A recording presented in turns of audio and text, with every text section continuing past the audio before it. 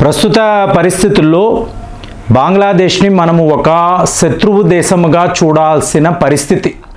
మొన్న చూడండి, ఆగస్టు 15 మీకు రెడ్ ఫోర్ట్ వద్ద భారతదేశం యొక్క ప్రధానమంత్రి నరేంద్ర మోదీ గారు ఆయన స్పీచ్ వరల్డ్ లెవెల్లో దీన్ని వీళ్ళు కవర్ చేశారు. మీలో చాలామంది ఆ స్పీచ్ వినే ఉంటారు. ఇందులో ఈయన ప్రత్యేకించి బంగ్లాదేశ్ గురించి మాట్లాడారు. అంటే 140 కోట్ల మంది భారతీయులు బంగ్లాదేశ్లో ఉండే హిందువుల కోసం ప్రార్థిస్తున్నారు, అక్కడ సిట్యువేషన్ నార్మలైజ్ అవ్వాలి అని చెప్పి మోదీ గారు చెప్పడంతో ఇవాళ అమెరికా అనండి, రష్యా అనండి, ఈవెన్ చైనా, సో మీకు ఇజ్రాయెల్ అయితే డైరెక్ట్గా భారత్కి సంబంధించిన హిందువులు, బంగ్లాదేశ్లో ఉండే హిందువులు వాళ్ళ పట్ల మేము చాలా పెద్ద లెవెల్లో సానుభూతి చూపిస్తున్నాము, వాళ్ళు సురక్షితంగా ఉండాలని ఇజ్రాయెల్ కూడా డైరెక్ట్గా వాళ్ళు మాట్లాడారు. అంటే దీని అర్థం ఏమిటి? ఒక దేశ ప్రధానమంత్రి మేము మీ దేశాన్ని గమనిస్తున్నాము, మీ దేశంలో ఉండే హిందువుల పట్ల మేము చాలా కన్సర్న్గా ఉన్నాము అని చెప్పి ఏంటి మీ స్వతంత్ర దినోత్సవం సందర్భంగా మోదీ గారు మాట్లాడడంతో బంగ్లాదేశ్లో ఒకలాంటి అంటే వీళ్ళు కీన్గా మనల్ని గమనిస్తున్నారు, మనము జాగ్రత్తగా ఉండాలి అంటే అవసరమైతే బంగ్లాదేశ్పై భారత్ ఒక మిలిటరీ యాక్షన్ కూడా తీసుకునే పరిస్థితి ఉందండి. దాంతో ప్రస్తుతం బంగ్లాదేశ్ను పాలిస్తున్న వాళ్ళ నాయకుడు మహమ్మద్ యూనస్, ఈయన దాకేశ్వరి అనబడే ఒక ఆలయం, చాలా ప్రాచీనమైన ఆలయం అండి, ఏన్షియంట్ టెంపుల్. సో ఈ ఆలయానికి వెళ్ళాడు. అంటే సెంటిమెంటల్గా నేను హిందువులను గమనిస్తున్నాను, హిందువుల రక్షణ నాకు ముఖ్యమని చెప్పడానికి ఈ దాకేశ్వర్ అనబడే ఆలయానికి వెళ్ళాడు. అక్కడ ఆ గుడిలో ఉండే పూజారులు, మత పెద్దలు, మహిళలు, సో వీళ్ళతో కూర్చొని మీరేం కంగారు పడకండి, నేను ఉన్నాను, నేను మీ రక్షణ విషయంలో చాలా జాగ్రత్తగా ఉన్నాను, మిలిటరీ వాళ్లకు కూడా చెప్పాను అని చెప్పి భరోసా ఇచ్చి ఆయన వచ్చిన తరువాత మోదీ గారికి ఒక మెసేజ్ పెట్టాడు.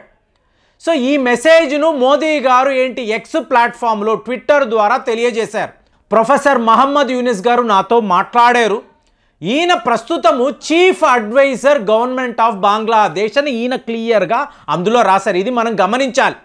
అంటే మీకు రాహుల్ గాంధీ గారు ఏం మాట్లాడుతున్నారు, మహమ్మద్ యూనస్ ఆయన స్నేహితుడు, అంటే పవర్ షిఫ్ట్ అయింది, షేక్ హసీనాకు జరగాల్సిన డ్యామేజ్ జరిగింది, ఆవిడకి పడాల్సిన శిక్ష పడుతుంది, ఇవాళ నా స్నేహితుడు ఈ పవర్ను తీసుకున్నాడు, అంటే బంగ్లాదేశ్ యొక్క పరిపాలనా బాధ్యతను మీకు మహమ్మద్ యూనస్ తీసుకున్నారు అని చెప్పి రాహుల్ గాంధీ గారు మాట్లాడుతున్నారు.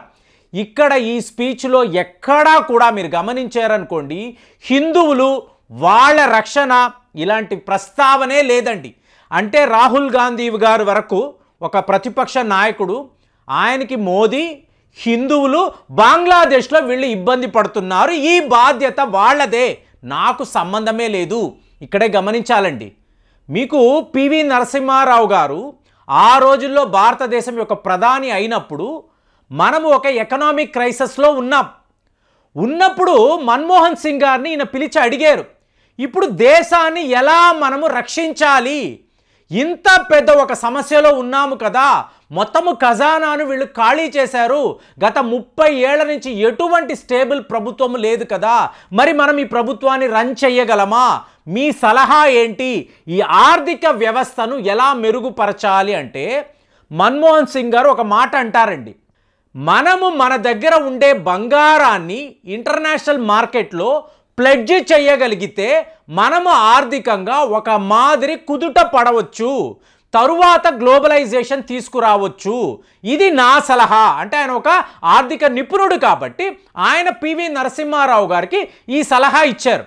కానీ ఇది జరగాలి అంటే మీ బంగారాన్ని తీసుకువెళ్ళి బ్యాంక్ ఆఫ్ ఇంగ్లాండ్లో పెట్టాలి అంటే మనము పార్లమెంట్లో ఆమోదము పొందాలి, ప్రతిపక్షాలు చచ్చినా ఒప్పుకోరు అని చెప్పేసి మన్మోహన్ సింగ్ గారు వెళ్ళిపోతారు. వెంటనే పివి నరసింహారావు గారు ఆయన్ని ఆపి ఈ ప్రక్రియ ఏంటో మీరు చూడండి, మనము ఏదో ఒక రకంగా ఈ పని చెయ్యగలము, 1 గంట తర్వాత మీరు కలవండి అని అంటారు. అనిన తర్వాత ఒక 1 అవర్ తర్వాత ఎవ్రీథింగ్ ఈజ్ సాల్వ్డ్, మనం ఇమీడియట్గా గోల్డ్ని ప్లెడ్జ్ చేస్తున్నాము, మనకు కావలసిన డబ్బును తెచ్చుకుంటాము, మనము పరిపాలన చేద్దాము అంటే మన్మోహన్ సింగ్ గారికి అర్థం కాదండి. ఇది మీరు ఎలా చేయగలిగారు? మిమ్మల్ని అందరూ అపర చాణక్యుడు అంటారు కదా, ఈ పని మీరు ఎలా చేసి చూపించారు అంటే ఏమీ లేదు. నేను ప్రతిపక్ష నాయకుడు అటల్ బిహారీ వాజ్పేయి గారితో మాట్లాడాను, ఆయన నాకు మంచి స్నేహితుడు.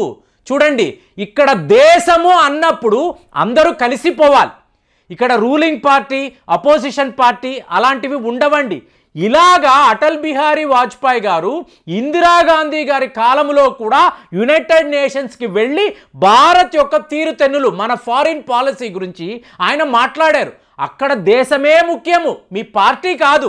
కానీ ఇవాళ పరిస్థితిని చూశారనుకోండి, మహమ్మద్ యూనిస్ నా స్నేహితుడు, నేను ఒక మాట చెప్తాను, దయచేసి అక్కడ ఉన్న హిందువులను చూసుకో, జాగ్రత్త అని రాహుల్ గాంధీ గారు చెప్పలేకపోయారు.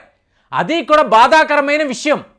కానీ ఇవాళ బంగ్లాదేశ్ ఒక శత్రు దేశంగా మారుతుందా అంటే మీకు అక్కడ ఒక ఇస్కాన్ టెంపుల్ అనండి, హిందూ ఆలయాలు అనండి, అలాగే హిందూ సంఘాలు, మీకు డేటా ఏం చెప్తుంది?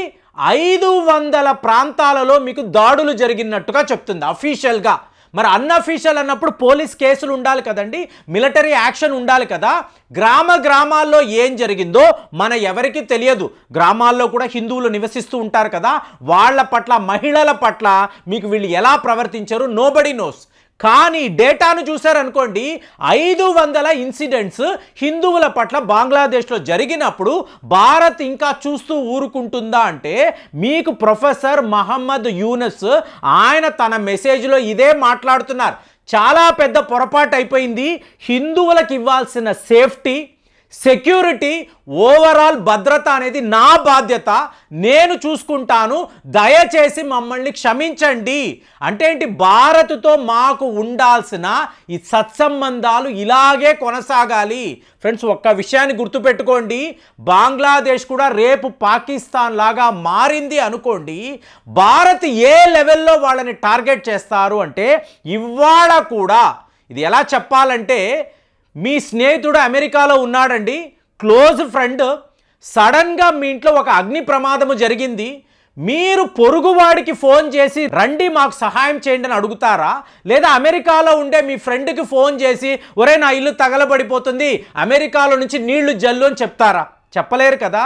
అలాగా బంగ్లాదేశ్కి భారత్ అనబడే దేశమే ఎప్పుడూ కూడా వాళ్ళని కాపాడుతూ వచ్చిన ఒక దేశం. ఈ రోజు కూడా ఆర్థిక నిపుణులు ఏం మాట్లాడుతున్నారు? 5 బిలియన్ అమెరికన్ డాలర్స్ మనం వాళ్ళకి అప్పుగా ఇచ్చున్నాం. ఒకవేళ బంగ్లాదేశ్ కూడా పాకిస్తాన్లా మారిపోయి ఈ అప్పులు మేము తిరిగి ఇవ్వలేమండి, మా దగ్గర డబ్బులు లేవండి అంటే అప్పుడు భారత్ ఏం చెయ్యగలదు? చైనా వాడు ఎప్పుడూ కూడా ఏ దేశానికి సహాయం అనేది చెయ్యడండి. కానీ భారత్ అన్నారనుకోండి, పొరుగు దేశాలనంతా కూడా కాపాడాలి, సంరక్షించాలి మనం అనుకుంటాం. కానీ ఈరోజు షేక్ హసీనాకు మనం ఆశ్రయం ఇచ్చామన్న ఒకే కారణముతో అక్కడ నివసించే హిందువుల పట్ల ఇంత దారుణంగా ఈ బంగ్లాదేశ్ ప్రజలు ప్రవర్తించారు అంటే మనము బంగ్లాదేశ్ని ఒక శత్రువు దేశముగా చూడాలి అనేదే ఇవాళ ప్రతి వాళ్ళు కూడా మాట్లాడుతున్నారు. మరి అలాంటప్పుడు బంగ్లాదేశ్ మనకు ఇవ్వాల్సిన ఈ అప్పును తిరిగి ఇవ్వలేదు అనుకోండి, మనము ఏం చెయ్యాలి? ఇవాళ ఒక అతి ముఖ్యమైన విషయం చెప్పమంటారా? అక్కడ పరిపాలన అనేది లేదండి. రాహుల్ గాంధీ గారు అర్థం చేసుకోవాల్సిన విషయం ఏంటంటే, ప్రొఫెసర్ మహమ్మద్ యూనిస్ వాళ్ళ చీఫ్ అడ్వైజర్, ఆయన ఒక పొలిటీషియన్ కాదు, ఆయనకు ఒక పొలిటికల్ పార్టీ అనేది లేదు. మళ్ళీ ఎలక్షన్స్, మళ్ళీ ఒక పార్టీని ఎంచుకుంటేనే ఈ ప్రక్రియ జరుగుతుంది. అంటే బంగ్లాదేశ్ మళ్ళీ ఒక అతిపెద్ద పేదరికంలోకి వెళ్ళిపోతుంది, ఇంకొక పాకిస్తాన్లా మారుతుంది. మరి అక్కడ ఉండే తీవ్రవాదులు, ఈ స్లీపర్ సెల్స్, వీళ్ళు ఎలాంటి పనుల్లో ఎంత యాక్టివ్గా ఉంటారని భారత్ గమనిస్తుంది. మరి అలాంటిది బంగ్లాదేశ్ తోకను కట్ చేయాలి అంటే మోదీ గారు ఇచ్చిన ఈ వార్నింగ్, దీనిని మీరు ఎలా చూస్తున్నారో కామెంట్స్లో రాయండి. మళ్ళీ వచ్చే వీడియోలో కలుద్దాం. జై హింద్.